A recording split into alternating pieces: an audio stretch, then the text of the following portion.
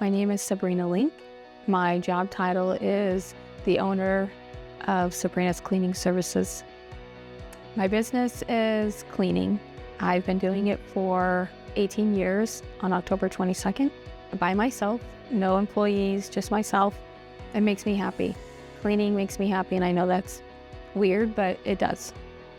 For me, ethical business practices mean honesty, reliability, and going above and beyond so clients can trust that I'll take care of their home and their peace of mind. I'm a service provider. That's what I do. I come to your home, I provide a cleaning service, and with that, I have to treat everybody the same with integrity, honesty, loyalty, and respect. I support my community in practical ways like sponsoring local sports teams or sometimes cleaning a home free of charge for a family in need. These moments aren't about business. They're about showing up when it matters the most. Even as a one-woman operation, I've seen how small acts of service can create a real meaningful impact.